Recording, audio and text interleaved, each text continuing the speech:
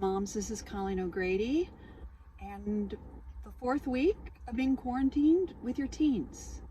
How are you doing? How are you doing? Whew, right? So I want to help with that, and that's why the past 2 weeks on my podcast, which I hope you're listening to, which is How Are Your Parenting Moms with Teens podcast, I have an episode called How to Recover and Rebound Fast. And I have a part 1 and a part 2. Because you've been in your house for 4 weeks, there's going to be some drama, and you want to get over that quickly so that doesn't impact all your relationships where there's people avoiding each other. So that's what I wanted to help y'all with. So today I want to introduce my beloved Lily. Lily, come here. Sweetheart, come here. You come here, sweet girl. You come here, sweet girl. Hey. Hey. How are you, Lily? Oh, you are the sweetest puppy ever. You are so sweet. I love you so much. Okay, so teens are not like dogs. Teens are more like cats. We can't say, come, come, come. They don't come to us. It'd be nice if they were more like my Lily, but they're not. They're like a cat. So you can sit on the sofa and they're more elusive, and you don't know. Sometimes they'll just jump and sit right next to you or even crawl in your lap, but you have no idea. Makes cats a little bit more difficult. Teens are a little more difficult. Dogs, come here, sweetheart. You just come here. And they just come. They just come. They do. So, dogs have always been a big part of my life.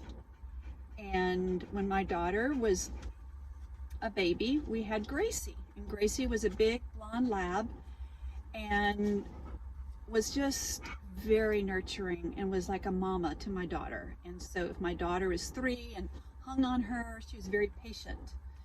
And if my daughter took a nap on the floor, Gracie would cuddle up next to her, and it was so sweet.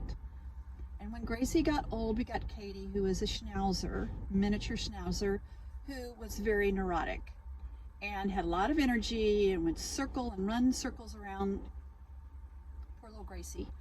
And that was perfect for Aaron, and they kind of grew up together. And so Aaron would dress little Katie in tutus, and Katie, bless little Katie's heart, went through the teenage years with Aaron. Lily was later. Lily, my daughter found her, she's a rescue dog. My daughter found her in downtown Houston. And so both my daughter and I are in love with Lily. But Katie went through the teenage years.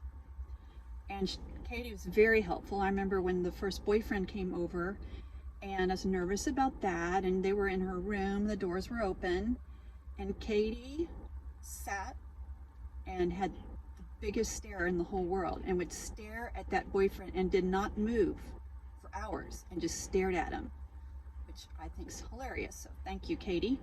And the boyfriend said, oh my God, that dog was freaking me out. Very helpful. But when you want to rebound from drama, or just get your feelings hurt, or you're angry, you need an icebreaker. And I have found that dogs and cats and gerbils and whatever creature you may have in your home is a great icebreaker because it's neutral. It's your little Switzerland. If you come out of the drama and you're saying, okay, have you learned your lesson?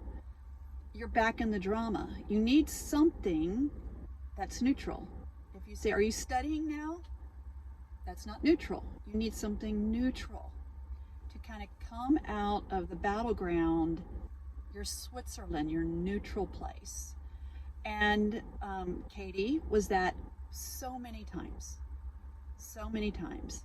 I'd throw a dog biscuit up on Erin when she was, on my daughter when she was trying to study, and she'd start laughing, or We'd send crazy pictures of Katie back and forth. If Katie destroyed something in my house, I'd tell her how angry I was and send her a picture, and my daughter would laugh, and she'd come out of her room and look at what Katie did. So Katie was what we could talk about, and it was this neutral place where we could come slowly, cautiously back together. And your daughter is trying to figure out, if I try to talk to you, Mom, is she going to get mad at me again, or is she going to tell me to do a million things? So you need this neutral place where you kind of have this nice, kind of more positive experience with each other, the neutral ground. And one time I was very angry at my daughter, and not one time, there are many times, but this one time that was, I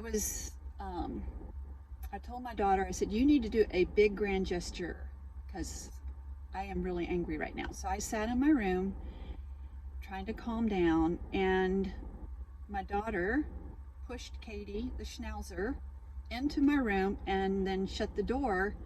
Katie had this like rolled up piece of paper in her collar, and right then my anger went away, and I was laughing at Katie, who needed a haircut really bad because she just looked like a big fuzzball. And so I read the note. It was a note from my daughter, and she had come up with a scavenger hunt through the house. And so at the end of it, she said that she was going to do all these chores and how sorry she was, and so she did great. But again, Katie was the icebreaker, the little miniature schnauzer. So you might think, well, I don't need to do anything like that. Well, it's really helpful. And it'd be really helpful to go listen to my podcast, because I go through all the different steps. But you want to enter the neutral ground and the shallow waters. And if you're patient, if you do the shallow waters and even play a video game or watch a YouTube video with your daughter, then you're building trust, and then you can go and have those deeper conversations. And that's what you want, because you want to be able to have learning conversations, which I talk a lot more about on the podcast. So use our furry friends as our little Switzerlands, our neutral place, our icebreakers. So I love you, moms. Have a good week.